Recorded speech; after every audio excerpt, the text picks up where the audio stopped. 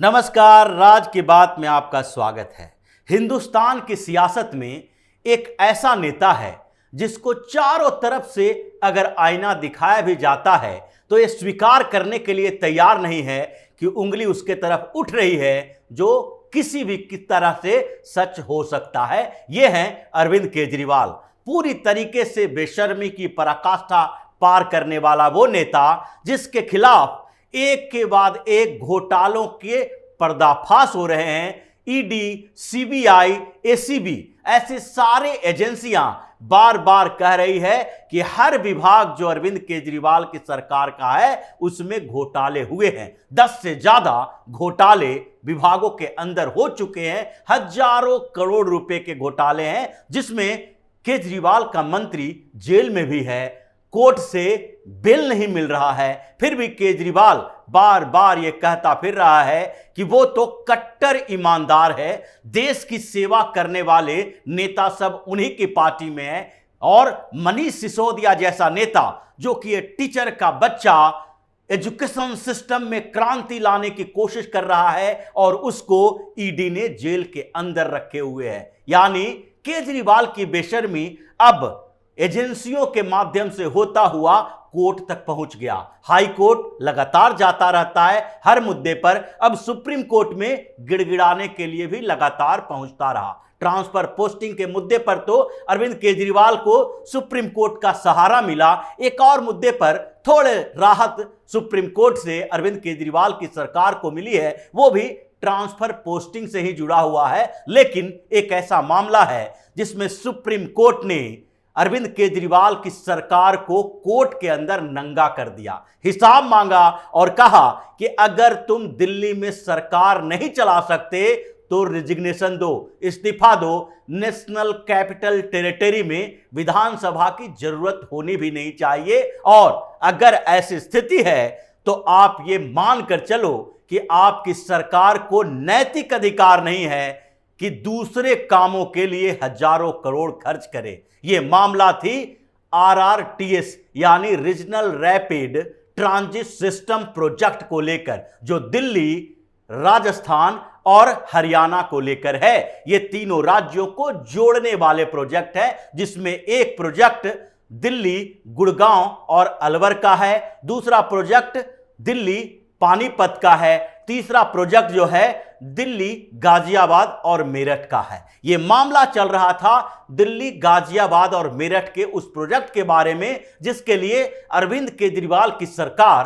पैसा ही नहीं दे रही है और बार बार रोना रो रही है कि हमारे पास तो पैसे नहीं हैं, हमारे पास फंड नहीं है, हम कैसे दे सकते हैं। दूसरी तरफ यही सरकार जो केजरीवाल की है वो बड़े बड़े चिल्ला चिल्ला कर चारों तरफ कहती फिरती है कि अगर हम गरीबों को मुफ्त में कुछ सुविधाएं देते हैं तो एलजी साहब को गुस्सा आ जाता है, पीएम मोदी गुस्से में हो जाते हैं, इसलिए हमारे उन मुफ्त वाली योजनाओं पर रोक लगाने की कोशिश करते हैं। यह अरविंद केजरीवाल कहता फिरता है। अगर डेवलपमेंट के काम के लिए तुम्हारे पास पैसा नहीं है तो ये फ्री वीज के लिए, मुफ्त के सुविधाएं देने के लिए कहां से पैसा आ जाता है। इसके साथ ही अलग अलग जो प्रोजेक्ट हैं उसके प्रचार के लिए कहां से पैसा आ जाता है, यही सवाल सुप्रीम कोर्ट ने पूछा। दरअसल यह दिल्ली, गाजियाबाद और मेरठ का जो प्रोजेक्ट है वो 30,274 करोड़ रुपए का है।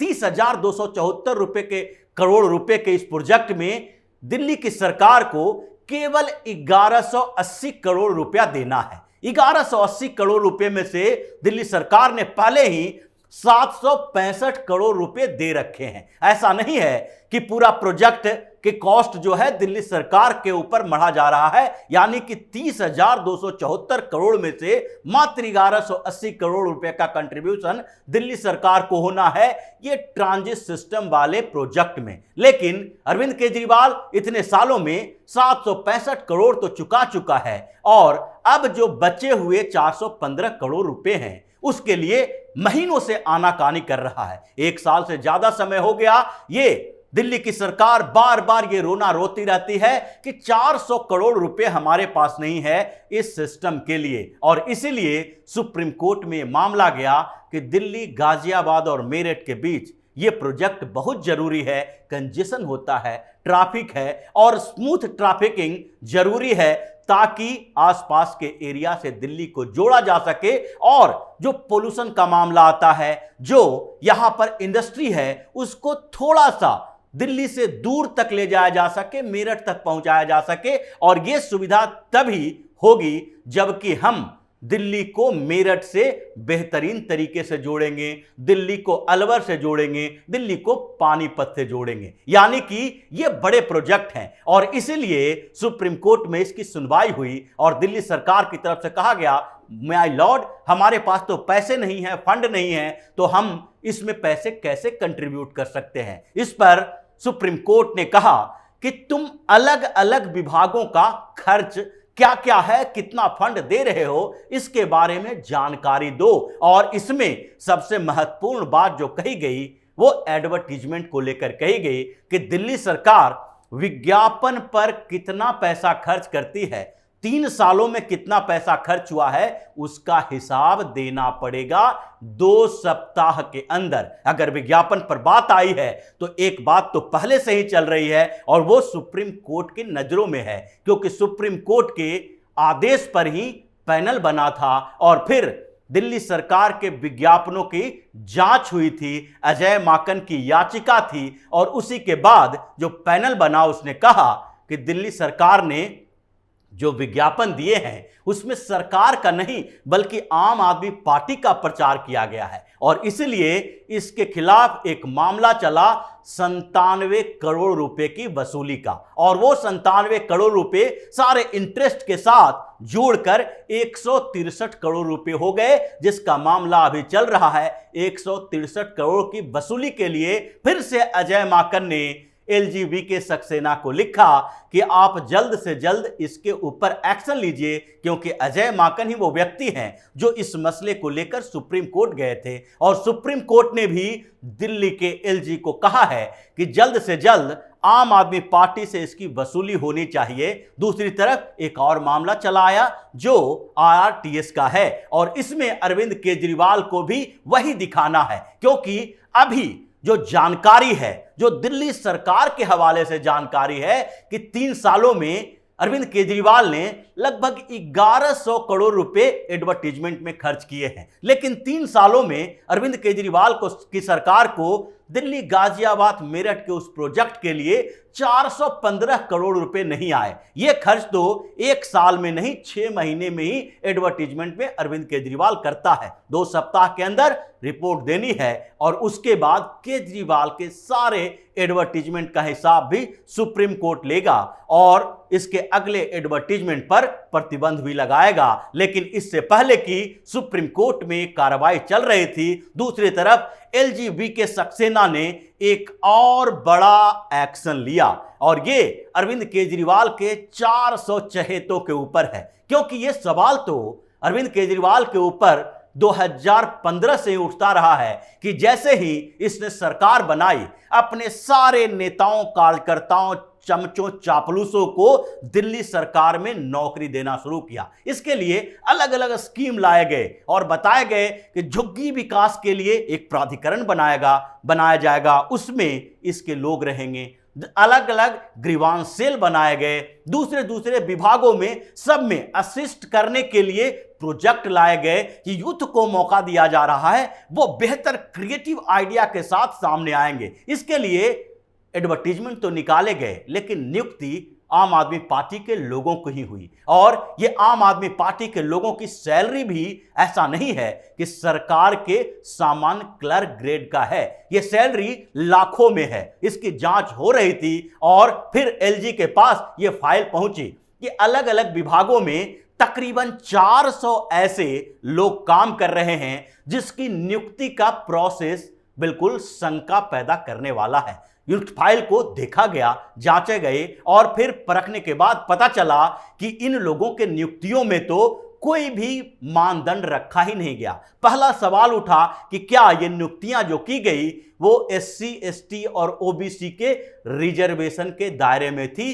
क्या जितनी नियुक्तियां की गई उसमें 50% रिजर्वेशन दिए गए? ये नहीं था, क्योंकि अरविंद केजरीवाल ने अपने लोगों को नियुक्त किया था। 10, 2, 5, 4, 3 ऐसे कर करके एडवर्टीजमेंट निकाले जाते थे और अपने लोगों को उसमें प्लेस्ड किया जाता था। लाखों की सैलरी दी जाती थी और वो आम आदमी पार्टी के लिए काम करता था, सरकार के लिए नहीं। जब ये पहला सवाल उठा, उसके बाद दूसरा सवाल जो उठा इस बात के लिए उठा कि क्या इसकी नियुक्ति के लिए पूरी प्रक्रिया का पालन किया गया है? इनको कोई जो क्वालिफिकेशन चाहिए किसी भी डिपार्टमेंट में एक वैसे व्यक्तियों के लिए जो कि वहां पर क्रिएटिव आइडिया प्रोवाइड कर सके, वो सरकार को सहायता दे सके, उस चीज के लिए जो क्वालिफिकेशन चाहिए वो निर्धारित किए गए थे। आप एक क्वालिफिकेशन निकालोगे कि आप किसी भी विभाग में, मान लेते हैं हेल्थ विभाग है और स्वास्थ्य विभाग के अंदर एक असिस्टेंट या एडवाइजर की नियुक्ति हो रही है और आपने एडवर्टीजमेंट में निकाल दिया कि सिर्फ ग्रेजुएशन चाहिए। ग्रेजुएशन से एडवाइजर नहीं बनाया जा सकता, क्योंकि ग्रेजुएशन की डिग्री सामान्य हो गई है और यही अरविंद केजरीवाल ने किया अपने लोगों को वहां तक पहुंचाने के लिए। सारे मंत्रियों, सारे विधायकों के रिश्तेदार, केजरीवाल के रिश्तेदार, मनीष सिसोदिया के रिश्तेदार, ये सारे लोग चारों तरफ से भरे पड़े थे, जिसकी शिकायत पहले कई अधिकारियों ने कर रखी थी कि दिल्ली का सचिवालय जो है वो कोई सरकारी दफ्तर नहीं है, बल्कि आम आदमी पार्टी का कार्यालय बन के रह गया है। यहां तो चारों तरफ आम आदमी पार्टी के कार्यकर्ता ही दिखते हैं और ये कार्यकर्ता अधिकारियों से ऐसे बात करते हैं जैसे कि सारे के सारे कार्यकर्ता मुख्यमंत्री ही हों, अरविंद केजरीवाल ही हों। ये शिकायतें पहले गई थी, उसकी जांच हो रही थी और उसमें 400 चहेते जो अरविंद केजरीवाल के थे उसको बर्खास्त किया गया है तत्काल आदेश से। और इसी केजरीवाल के खिलाफ जो वीके सक्सेना का एक्शन है उससे चिढ़कर अरविंद केजरीवाल ने एक और ऐसी घिनौनी हरकत कर दी और वो अतिशी का इस्तेमाल किया। इसमें वो है डीईआरसी के चेयरमैन की नियुक्ति को लेकर। यह विवाद एक सप्ताह से चल रहा था और इसमें समाधान की पूरी तैयारी हो चुकी थी और यह कहा गया कि 3 जुलाई को शाम 6 बजे डीईआरसी के चेयरमैन के तौर पर रिटायर्ड जस्टिस उमेश कुमार, जो इलाहाबाद हाई कोर्ट के जज रहे हैं, उनको शपथ ग्रहण दिलाया जाएगा। इसके लिए पूरी तैयारी थी। सारे जो मामले थे पहले से सॉर्ट आउट हो चुके थे, क्योंकि अतिशी ने 26 जून के बाद से ही हर बार डेट बढ़ाया था उनके शपथ ग्रहण के लिए। और दूसरी तरफ यह सुप्रीम कोर्ट में जो मामला केजरीवाल ले गया था कि ट्रांसफर पोस्टिंग के बाद तत्काल अध्यादेश लाया गया, सुप्रीम कोर्ट का फैसला पलटा गया है। इसलिए जो अभी नियुक्तियां हो रही है ये एलजी वीके सक्सेना के किए गए हैं। लेकिन इसमें डीईआरसी की जहां तक बात है, वहां पर एलजी ने साफ तौर पर कह दिया था जो चेयरमैन की नियुक्ति हुई है वो पूरी प्रक्रिया के साथ हुई है, क्योंकि पहले आम आदमी पार्टी की सरकार ने मध्य प्रदेश के पूर्व जस्टिस राजीव कुमार श्रीवास्तव को नियुक्त करने की बात कही थी। उनको नियुक्त किया भी था, लेकिन उन्होंने पारिवारिक समस्याओं की बात कह के अपॉइंटमेंट को नकार दिया। इसके बाद एलजीबीके सक्सेना ने उमेश कुमार को, जो कि इलाहाबाद हाई कोर्ट के पूर्व जस्टिस रहे हैं, उनको नियुक्त किया। उनकी नियुक्ति भी हो गई, अपॉइंट कर लिए गए और शपथ दिलाने के लिए किसी मंत्री की जरूरत है जो पावर मिनिस्ट्री है जिसके अंदर, वही अतिशी की जरूरत थी। लेकिन अतिशी बार बार 26 जून के बाद से यह टालते रही और अंतिम तक जब अरविंद केजरीवाल को लेटर लिखे वीके सक्सेना ने, तो फिर धीरे धीरे यह समस्या के समाधान की कोशिश की गई और 3 जुलाई को 6 बजे शाम को बुलाया गया। लेकिन अचानक से अतिशी की तबीयत खराब हो जाती है। 2-3 बजे के बाद अतिशी अनकंफर्टेबल महसूस करने लगती है और वो कहती है कि अब हम ऐसी स्थिति में नहीं हैं कि जाकर शपथ ग्रहण समारोह में भाग ले सकें। और फिर एक बार उमेश कुमार का डीईआरसी के चेयरमैन के तौर पर शपथ ग्रहण समारोह कैंसिल कर दिया गया। एलजीबीके सक्सेना ने तत्काल सीएम अरविंद केजरीवाल को चिट्ठी लिखी कि आप शपथ ग्रहण समारोह का आयोजन कल करवाइए और किसी तरह करवाइए। अगर अतिथि की तबीयत खराब है तो किसी और मंत्री को वो अपॉइंट करे, इसके लिए प्रतिनिधि बनाए, या फिर अगर हो सकता है तो वीडियो कॉल, वीडियो कॉन्फ्रेंसिंग के थ्रू वो अपने मिनिस्ट्री के मिनिस्टर होने के तौर पर शपथ ग्रहण समारोह में वीडियो कॉन्फ्रेंस के थ्रू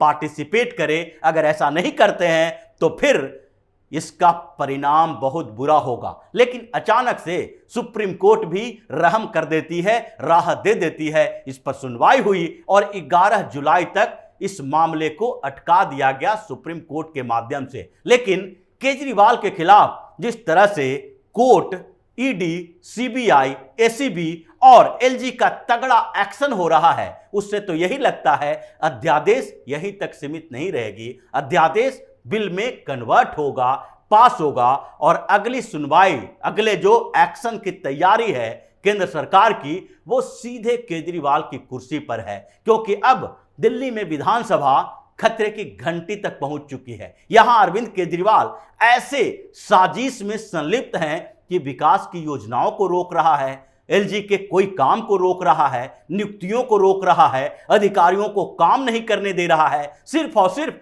पॉलिटिक्स कर रहा है, और वो भी डर्टी पॉलिटिक्स। इसलिए यहां पर तो विधानसभा के ऊपर अब कार्रवाई होनी चाहिए, विधानसभा का खात्मा होना चाहिए और फिर से दिल्ली को एलजी और उसके पैनल के नियंत्रण में देना चाहिए, ताकि सिर्फ यहां पर केंद्र सरकार या नियुक्त एलजी ही काम कर सके। यहां पर जो सामान्य डेवलपमेंट के काम हैं उसके लिए किसी विधानसभा, मुख्यमंत्री, मंत्री की जरूरत न पड़े। तो इसी तरह की खबरों के साथ फिर से हाजिर होंगे। तब तक के लिए बने रहिए हमारे साथ और देते रहिए हमें सहयोग, ताकि इसी तरह की खबर हम आपके लिए लाते रहें। धन्यवाद।